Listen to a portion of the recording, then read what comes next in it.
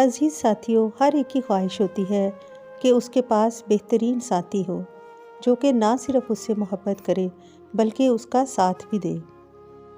زندگی کے سفر میں وہ اس کا بہترین ساتھی ثابت ہو۔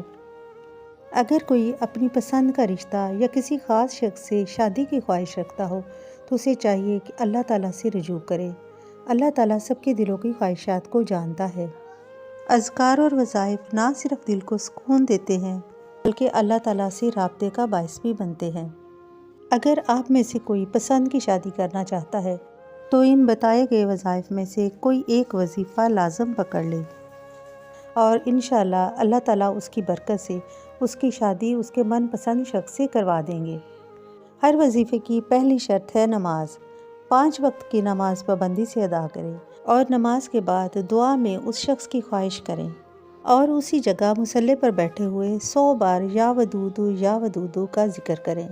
یا ودودو کا مطلب ہے اے محبت اور مہربانی کرنے والے۔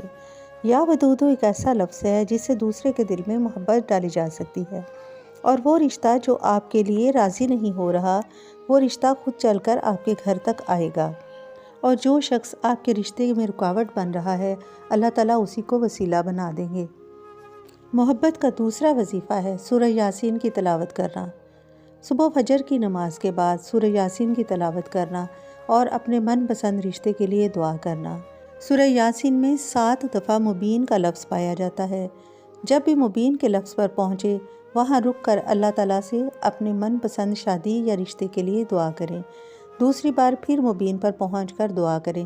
اس طرح سورہ یاسین پڑھتے ہوئے 7 دفعہ دعا مانگی جائے۔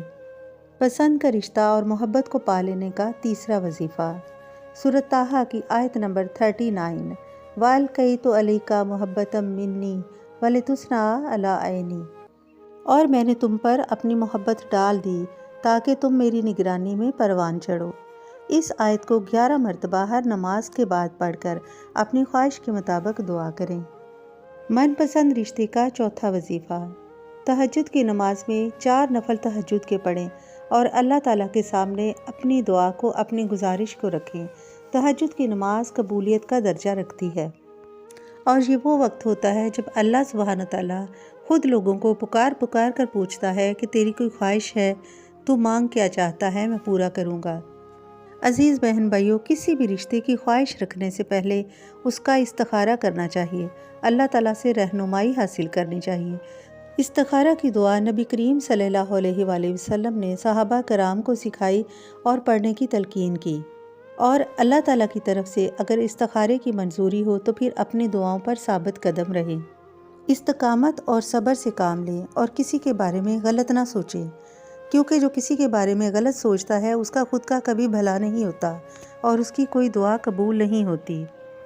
دعا کی قبولیت کے لیے اپنے بہن بھائیوں کے لیے دعا کریں تاکہ اللہ تعالیٰ آپ کی دعا قبول فرمائے۔ اگر ان سب دعاؤں کے باوجود آپ کا رشتہ آپ کی خواہش کے مطابق طے نہیں ہوا تو پھر اس پر صبر سے کام لیں اور اللہ کی رضا میں راضی ہو جائیں، کیونکہ جو اللہ جانتا ہے وہ ہم نہیں جانتے۔ اور پھر اس کے متبادل اگر اللہ تعالیٰ آپ کو کوئی چیز عطا کرے تو آپ اس میں اللہ کی رضا اور خوشنودی سمجھ کر اسے دل و جان سے قبول کریں، اور اس بات پر ایمان اور عقیدہ مضبوط کر لیں کہ اللہ سبحانہ تعالیٰ کبھی بھی کسی کے ساتھ غلط نہیں کرتا۔ ہم انسان صرف اپنی خواہشات کی وجہ سے اللہ تعالیٰ سے بدگمانی کر بیٹھتے ہیں۔ اللہ تعالیٰ آپ سب کی دعاؤں کو قبولیت کا درجہ عطا فرمائے۔ آمین یا رب العالمین۔